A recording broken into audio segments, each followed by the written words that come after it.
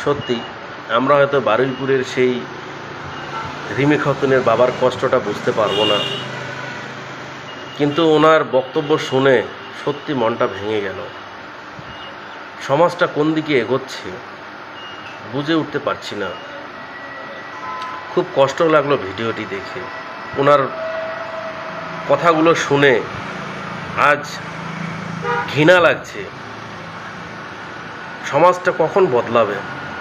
চলুন আগে ভিডিওটা দেখে। ওর জীবনে এমন কোনো চাওয়া নাই যেটা আমি পূরণ করি নাই। পরশুদিন বলছে, বাবা আমার একটা বোরকা কিনে দাও। আমি সাথে সাথে নিউ মার্কেট থেকে আমি 1000 টাকা দিয়ে আমার মেয়েকে বোরকা এনে দিচ্ছি।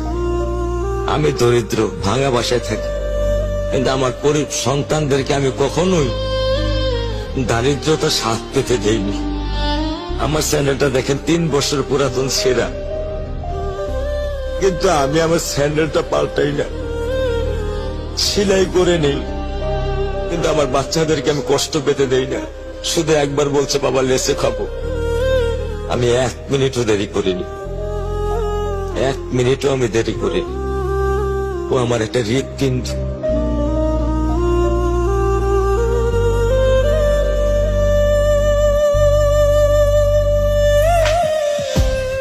ও আমার একটা হৃৎপিণ্ড, সেটাই আল্লাহ নিয়ে গেছে। পরশুদিন বলছে, বাবা আমার একটা বোরকা কিনে দাও। মোবাইলে আমার নাম হলো 500 ছবি আছে।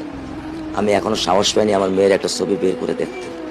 আমার সেই সাহস নাই, আমি সেই সাহস হারাই ফেলছি।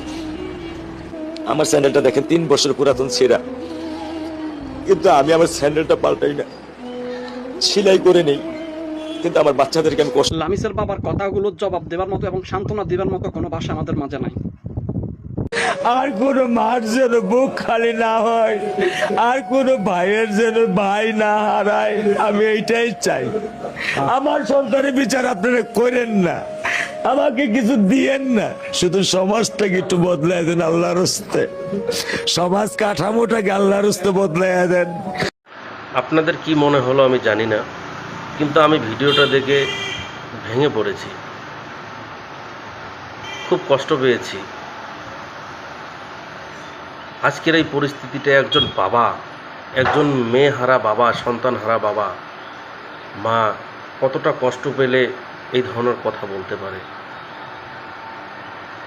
আজ আমরা অনেকেই আছি এই ধর্ষণটাকে আমরা ধর্মের ইস্যু দিচ্ছি, রাজনীতিতে জড়াচ্ছি।